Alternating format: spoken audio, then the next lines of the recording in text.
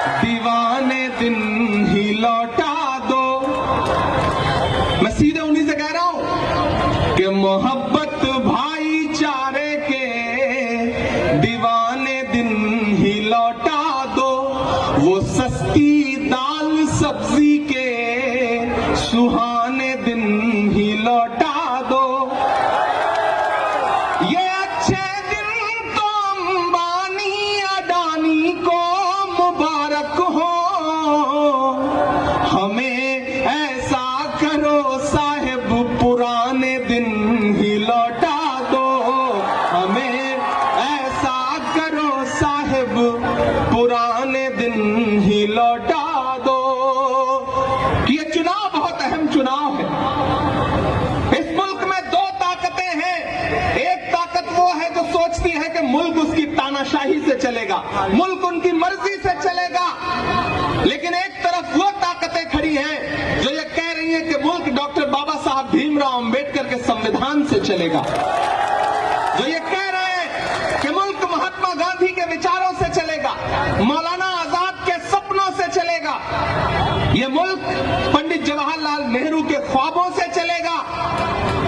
और उसी मिशन को लेकर के, उसी ताकत को लेकर के नफरत के खात्मे के लिए एक शख्स है जो पिछले 83 दिन से हर रोज 25 किलोमीटर पैदल चल रहा है कन्याकुमारी से कश्मीर तक,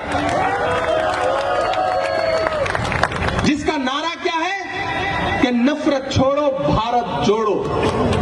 एक तरफ जब हुकूमतों में बैठे हुए लोग पूरे मुल्क में नफरत फैलाने में लगे हैं, ऐसे वक्त में एक अकेला नेता इस देश में जो सीना ठोक के कह रहा है कि मैं आरएसएस की नफरत की राजनीति के खिलाफ खड़ा हूं।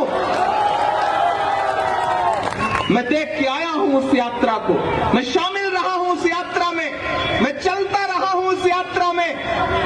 मैं गांधी के गुजरात में खड़ा हूं, इसलिए भी ये बात कह रहा हूं कि मुझसे मीडिया के साथी कहते हैं इमरान साहब आप इस यात्रा के बारे में क्या सोचते हैं, तब मैं कहता हूं कि अगर मैं महात्मा गांधी के दौर में पैदा हुआ होता तो अंग्रेजों के खिलाफ उनके साथ भी पैदल चल रहा होता। लेकिन मैं अगर इस दौर के गांधी के साथ पैदा हुआ हूं, राहुल गांधी के साथ पैदा हुआ हूं, तो मैं उनके साथ भी अपने पैर के छालों की परवाह किए बगैर चल रहा हूं। जो हर जालिम से टकराएगी वो आंधी बनाऊंगा, जो हर जालिम से टकराएगी वो आंधी बनाऊंगा। नए अंग्रेज आए हैं, नया गांधी बनाऊंगा। नया गांधी, इस दौर का गांधी अपने पांव के छालों की परवाह किए बगैर 2000 किलोमीटर से ज्यादा चल चुका है, सिर्फ इसलिए कि मुल्क में भाईचारा आए, मोहब्बत आए, प्यार आए। मेरे भाई, 5 दिसंबर को आपको ईवीएम की कतारों में खड़े होना है, पोलिंग बूथ पर जाना है। तो जब जाइए तो बुनियादी मुद्दों को याद करके जाइए।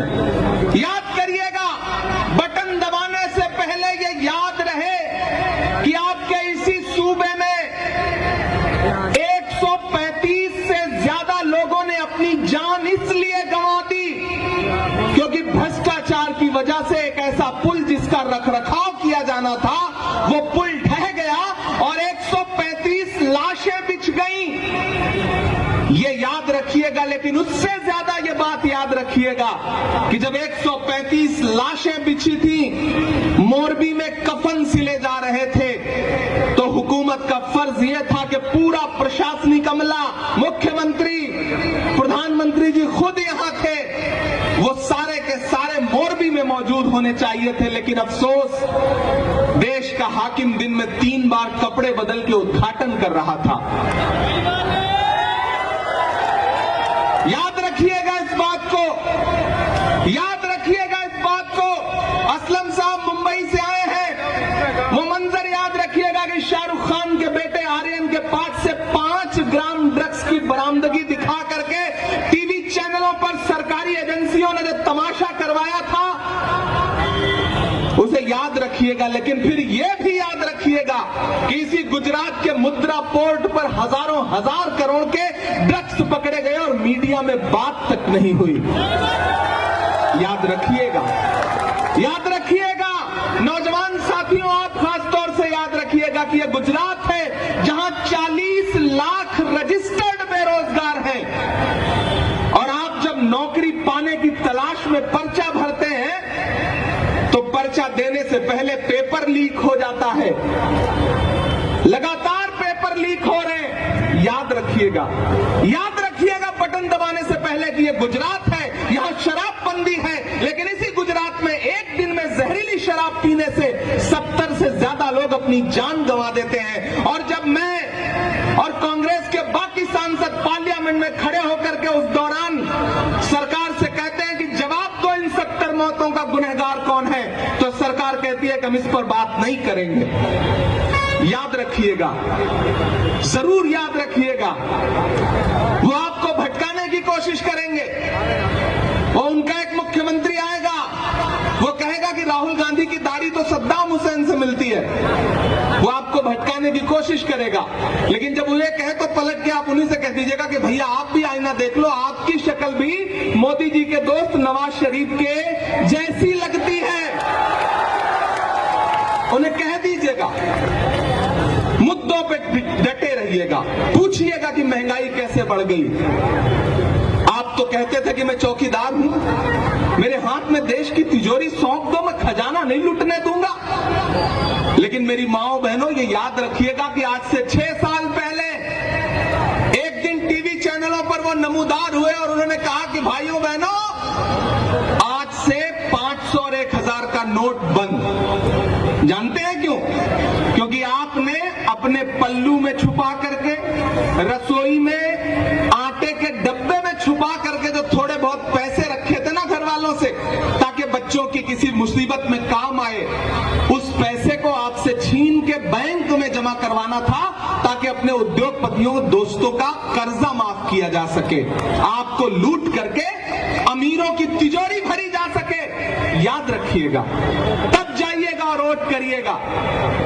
मैं तो अला लेलान चारों तरफ सवाल करता हुआ फिर रहा हूं। डराने की कोशिशें की जाती हैं, आवाज दबाने की कोशिशें की जाती हैं। कहा गया है, सुना गया है, कोई न बोले। ज़बान दराजों को मशवरा है, कोई न बोले। अजीब लुकनत पसंद हाकिम से वास्ता है, जो चाहता है, जो सोचता है, कोई न बोले। लेकिन मैं बोल रहा हूं, क्योंकि मैं इसलिए जिंदा हूं कि मैं बोल रहा हूं। दुनिया किसी गूंगे की कहानी नहीं लिखती। याद रखिएगा कि जब प्रधानमंत्री जी लाल किले की प्राचीर पर खड़े होकर के महिला सम्मान, महिला सुरक्षा का भाषण दे रहे थे, तो उसी दिन, उसी के 2 घंटे बाद इसी गुजरात में भारत की एक बेटी बिल्किस बानो के बलात्कारी रिहा किए जा रहे थे। याद रखिएगा। अभी 7 दिसंबर से पार्लियामेंट का सेशन शुरू होगा। दुआ करिए, मेरी आवाज में इतनी ताकत आए कि मेरे सामने प्रधानमंत्री जी बैठे हों और मैं पार्लियामेंट में खड़ा होकर उनसे सवाल करूं कि प्रधानमंत्री जी, मैं तो हिंदी साहित्य का विद्यार्थी रहा हूं, मैं तो संस्कृत का एक सूत्र वाक्य पढ़ा करता था कि यत्र नार्यस्तु पूज्यन्ते रमन्ते तत्र देवता। जहां नारियों की पूजा होती है वहां देवता निवास करते हैं। लेकिन मुझे अफसोस है कि जिस देश में नारियों की पूजा होने पर देवता निवास करते थे, वहां नारियों की पूजा छोड़िए, बलात्कारियों की पूजा हो रही है। और प्रधानमंत्री जी चुप हैं। भारत की बेटी के लिए उनके पास एक शब्द नहीं है बोलने के लिए। याद रखिएगा, जिस गुजरात के विकास का ढिंढोरा पूरे देश में पीटा गया, उस गुजरात के विकास का सच जानना है तो मुझे सुनो आप। ये वो गुजरात है जहां सड़कों की हालत ऐसी है कि सड़क में गड्ढे या गड्ढे में सड़क है, आप अंदाजा ही नहीं लगा सकते। यह है गुजरात के विकास का सच। यहां हिलाने पे पुल टूट जाता है। यह है गुजरात के विकास का सच। मोदी जी ट्रेन को हरी झंडी दिखा के रवाना करते हैं, ट्रेन आगे बढ़ती है, भैंस से टकराती है, भैंस नहीं मरती, ट्रेन का इंजन टूट जाता है। यह है गुजरात के विकास का सच। यहां के मंत्री सड़क बनवाते हैं, उद्घाटन करते हैं, सड़क पर नारियल फोड़ते हैं। असलम भाई, तो नारियल नहीं टूटता, सड़क टूट जाती है। यह है गुजरात के विकास का सच। मैं मीडिया के साथियों से भी कहूंगा और नौजवान साथियों, खासतौर से आपसे कहूंगा कि गुजरात में भारतीय जनता पार्टी सिर्फ टीवी चैनल पर चुनाव जीत रही है, जमीन पर कांग्रेस यहां सरकार बनाने जा रही है। मैं घूमा हूं पूरा गुजरात,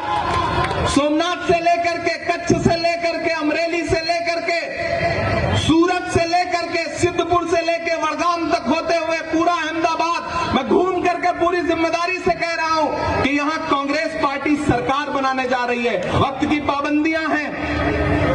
मैं जानता हूं आप शायरी भी सुनना चाहते हैं, नहीं सुनाऊंगा तो आप नाराज हो जाएंगे। मैं तो शायर हूं, सांसद बाद में हूं, पहले शायर हूं। तो मैं तो चारों तरफ जाकर के हमेशा महंगाई देखता हूं, माओं को अपने घरों में रसोई में आटा चावल दूध दही खरीदने के लिए परेशान देखता हूं। तो मैं तो पूछ लेता हूं उनसे कि कहां सोया है चौकीदार, कहां सोया है चौकीदार।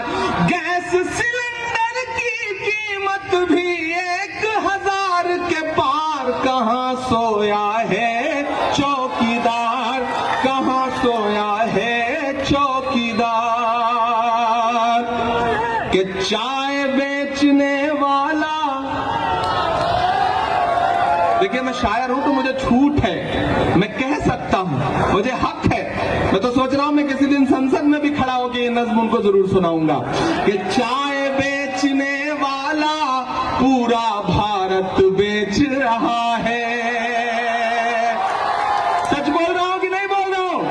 सच बोल रहा हूं कि नहीं बोल रहा हूं? इधर जो लोग खड़े हैं आपका भी समर्थन चाहिए मुझे कि चाय बेचने वाला पूरा भारत बेच रहा है। इसी काम में हासिल उसे महारत बेच रहा है। रेल बिक गई, तेल बिक गया, बिका हवाई अड्डा। अब तैयार है ना बैजलपुरा वालों कि रेल बिक गई, तेल बिक गया, बिका हवाई अड्डा। सब कुछ बिकता देख के खुश हैं अपने जेपी नड्डा। कि जनता महंगाई की मारी करती हाहाकार, कहां सोया